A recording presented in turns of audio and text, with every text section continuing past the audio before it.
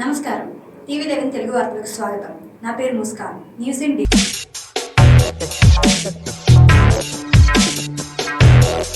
الذي خلق الإنسان من علق اقرأ وربك الأكرم الذي علم بالقلم علم الإنسان ما لم يعلم صدق الله المولانا العظيم رسوله النبي الأمين الكريم. محترم جناب اور بہنوں، میں اپنی جانب سے جناب اکبر الدین اویسی صاحب کو اور تمام سالار ملت ایجوکیشن ٹرسٹ کے ٹرسٹیز کو، ذمہ داروں کو مبارکباد دیتا ہوں. الحمدللہ اللہ کے فضل و کرم سے آج حافظ بابا نگر میں اویسی اسکول آف ایکسلنس کی 11ویں شاخ کا سنگ بنیاد آج رکھا گیا ہے. اور میرا ماننا یہ ہے کہ وطن عزیز میں مسلمانوں کو کوئی چیز اگر نیچے کھینچتی ہے اور ہم کو پسماندہ رکھتی ہے اور جس کی بنیاد پر مسلمانوں سے ناانصافی کی جاتی ہے، ہم کو ہمارے حقوق سے محروم کر دیا جاتا ہے، اس کی کئی وجوہات ہیں. ایک سب سے بڑی وجہ یہ ہے کہ مسلمانوں کے پاس ان کی ایک سیاسی آزاد قیادت نہیں ہے، اور دوسری اہم وجہ یہ ہے کہ مسلمان تعلیم سے بہت دور ہیں. اسی لیے آج آپ دیکھتے ہیں کہ خود حکومت ہند کے اعداد و شمار یہ بتاتے ہیں کہ اگر لٹریسی اگر وطن عزیز میں سب سے زیادہ کسی میں ہے تو مسلمانوں میں ہے.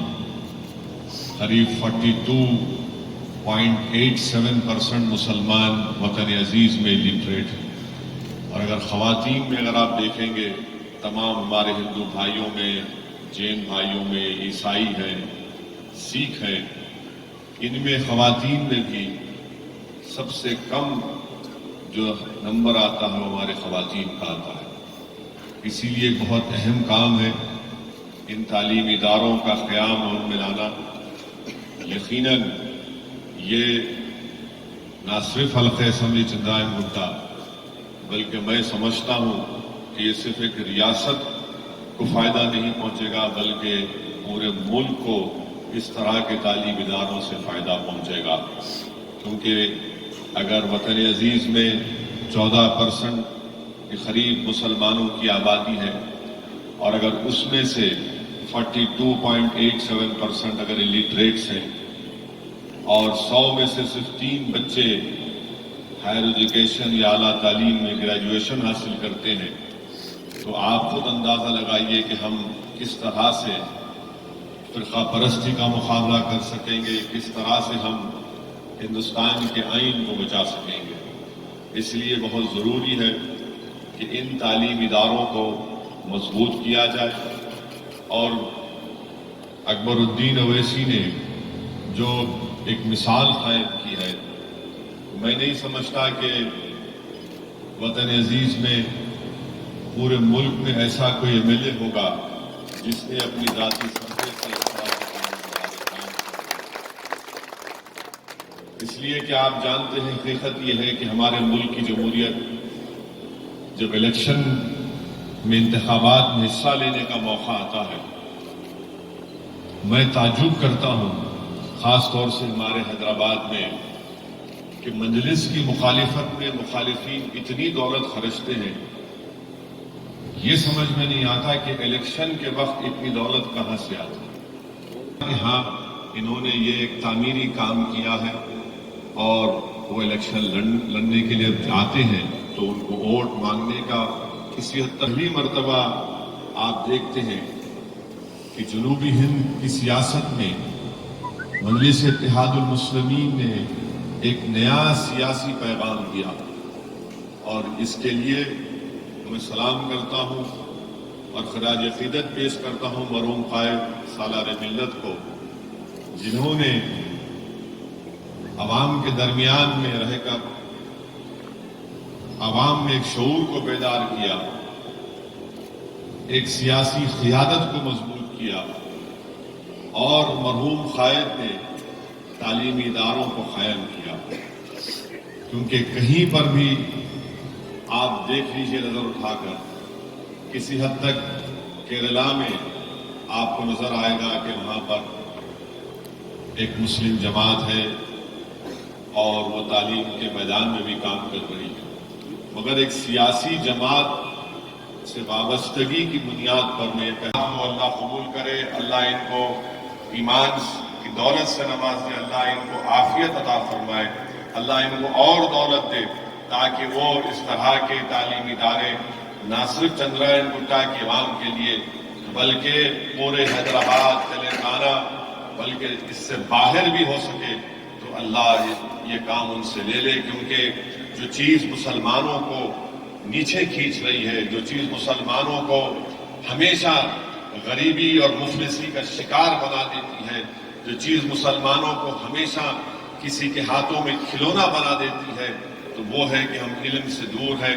اسی لیے یاد رکھیے کہ چاہے آپ کسی جگہ پر ہوں، آپ کو اپنی اولاد کو تعلیم دلانا ہے. اگر کسی چیز کے لیے جہاد کرنے کا وقت اگر ہے تو جہاد کرو علم حاصل کرنے کے لیے. جس دن آپ علم حاصل کر لو گے، آپ کے بچے اور خاص طور سے اپنی بچیوں کو پڑھائیے. آپ جانتے ہیں کہ معاشرہ کتنا برا ہے، کتنا گندا ہے، کس طریقے سے جہیز کی لعنت کی وجہ سے آج گھروں میں مصائب اور مشکلات کا سامنا کرنا پڑتا ہے. میں تو کہوں گا کہ بیٹوں سے زیادہ بچیوں کو پڑھائیے، آپ بچیوں کو قابل بنائیے اور ان کو اتنا طاقتور بنا دیجئے کہ وہ خود جب علم سے طاقتور ہو جائیں گے تو انشاءاللہ تعالی ہمارے نہ صرف ہمارے گھر کا بلکہ ہمارے بچیوں کا مستقبل روشن ہو جائے گا. کیونکہ ایک باپ کے لیے ہمیشہ، ایک باپ اگر اپنی زندگی کے آخری لمحات میں بھی رہتا ہے تو اس کو اپنے بیٹے سے زیادہ اپنی بیٹیوں کی فکر ہوتی ہے کہ یا اللہ اگر میری آنکھ بند ہو جائے گی تو میری بیٹی کا کیا ہوگا. اس لیے بہت ضروری ہے کہ اپنے بچوں کو پڑھائیے، خوب قابل بنائیے، اور مجلس کی نمائندگی پر سالار ملت کی اور خواہ فخر ملت علیہ الرحمہ کی اس کوششوں کی بنیاد پر آج تلنگانہ میں 4% ریزرویشن ہے مسلمانوں کے لیے جو BCE کے نام سے ہے. تو اگر ہم 12ویں جماعت تک اچھا پڑھا لیتے ہیں اور اس کے بعد اگر وہ کسی گورنمنٹ کے یا کسی کورس میں جانا چاہتے ہیں تو یہ ریزرویشن بھی ان کو حاصل ہوتا ہے اور اس کے بعد وہ ان کی تعلیم مکمل بھی ہو سکتی ہے، اعلیٰ تعلیم کی، ہائر ایجوکیشن کی. یہی چند گزارشات مجھے آپ تک کہنا تھا. اب انشاءاللہ تعالی میں نہیں سمجھتا ہوں کہ زیادہ میں بول سکتا ہوں، کیونکہ ہمیشہ جناب اکبر الدین اویسی کی تقریر کے بعد بولنا ذرا مشکل ہو جاتا ہے، مگر میں آپ کو وعدہ کر رہا ہوں کہ آنے والے دنوں میں انتخابات ہونے والے ہیں بلدیہ کے. ہمارا تو جاری ہے، بہار سے شروع ہوا تھا، اب چلے گا سلسلہ. چندرائن گٹا میں بھی جلسے ہوں گے انشاءاللہ تعالی. بہت بولنا ہے، بہت بولنا ہے اور بولیں گے انشاءاللہ. بہت سے لوگ باتیں کرتے ہیں مگر یاد رکھیے کہ کوئی اگر آپ کو مشکل وقت میں نظر آتا ہے، اگر آپ کو کچھ ہوتا ہے تو پہلا فون آپ کرتے ہیں کہاں ہے رے مجلس والے. یعنی ان کے جملے میں بھی کیا ہے، کہاں ہے رے مجلس والے. میں یہ نہیں بولتا انہوں کہاں ہے، انہوں کہاں ہے، کہاں ہے رے مجلس والے. تو یہ ایک محبت کی نشانی ہے، یہ ایک طلب کی نشانی ہے. تو میں سلام کرتا ہوں، الحمدللہ مجلس آپ کے درمیان میں ہے، تھی اور انشاءاللہ ہمیشہ رہے گی. جو لوگ مصیبت کے وقت نظر نہیں آئے اب ضرور الیکشن کے وقت نظر آئیں گے، آنے دیجیے. یہ عوام طے کرے گی. بہار میں بھی بہت پکارے، بہت بولے، اتنا بولے کہ بی ٹیم ووٹ کاٹتے ہیں، یہ کاٹتے ہیں، فلاں کاٹتے ہیں. اللہ ان کو بتا دیا کہ کیا نتیجہ نکلا. اور دیکھیے وہاں پر بھی ہمارا اخلاص تھا، ہم تو تیار تھے کہ آؤ بات کرو، مگر سب کو یہی تکلیف تھی کہ نہیں شیروانی سے نہیں بات کریں گے، سب سے بات کریں گے. تو ہم نے کہا کہ بھائی آپ نہیں بات کریں گے، ہم کو کوئی اعتراض نہیں ہے. الحمدللہ اللہ نے وہاں پر بھی عزت سے نواز دیا. اب مجھے یقین ہے कि जो सियासी सफर का आगाज फख्र मिल्लत और उनके साथियों ने किया था और जिसको वसत और ताकत सालार मिल्लत ने दी, इंशाअल्लाह ताला हम उसी सफर पर गामज़न हैं। उनकी जिंदगी हमारे लिए एक मशाल राह है। उनकी जिंदगी और मरहूम कायद के साथ जो जितने मरहूम कायदीन हैं जो आज इस दुनिया में नहीं है, अल्लाह उनकी भी मग़फ़िरत फरमाए और उनकी कुर्बानियों का नतीजा है कि आज मजलिस इत्तेहादुल मुस्लिमीन ये काम कर रही है। आप इन तालीमी इदारों में इसकी मदद करिए और मजलिस इत्तेहादुल मुस्लिमीन को मजबूती आपने हमेशा अता की, इत्तेहाद को और मजबूत करिए। अस्सलाम वालेकुम व रहमतुल्लाहि व बरकातुहू। स्कूल से हाँ, पूरे लॉकडाउन में इमदाद मैंने तकसीम की, बल्ला गुड़े के हमारे केजी टू पीजी के कैंपस से, इसलिए कि अकबरुद्दीन ओवैसी दुनिया को बताना चाहता है कि देखो चंद्रायन और हम गरीब मुसलमानों के अज़ाम को, हमारे अज़्म को, हमारे जुनून को, जितनी बुलंदी हमारी इमारत की है, हमारे जुनून की बुलंदी उस इमारत से ज्यादा बुलंद है।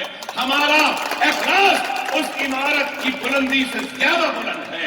हमारी नीयत हम बताते हैं दुनिया के सामने। ये काम है, मैं जिंदा रहूं या ना रहूं। मेरे लिए मेरी जिंदगी का सबसे बड़ा काम अगर कुछ होता है ना तो वो ये स्कूल्स होते हैं। लोग बोलते हैं मुझे, अकबर साहब आप स्कूलों में फिरते हैं। हाँ, मैं फिरता हूं। आज तक नहीं बोला, आज कहता हूं। जब बहुत दर्द होता है पेट में, तबीयत बहुत खराब रहती है और दर्द से खाना नहीं खा सकता, भूखा रहता हूं, प्यासा रहता हूं और किसी वजह से दिल में दर्द होता है, कर्ब में रहता हूं, तकलीफ में रहता हूं, तो अल्लाह उसके रसूल की कसम इन स्कूलों का रुख करता हूं और जब मासूम गरीब बच्चों के चेहरों पे वो मुस्कुराहट देखता हूं तो मेरा सारा गम चला जाता है, सारी तकलीफ चली जाती है, सारा कर्ब चला जाता है। ये खुशी मुझे मिलती है। मेरी जिंदगी की सबसे बड़ी खुशी है तो वो इन मासूम बच्चों की तालीम का इंतजाम। ఇది ఈ రోజు వార్తలు. మరిన్ని తెలుగు, హిందీ, ఇంగ్లీష్, ఉర్దూ వార్తల కోసం చూస్తూనే ఉండండి టీవీ 11 న్యూస్.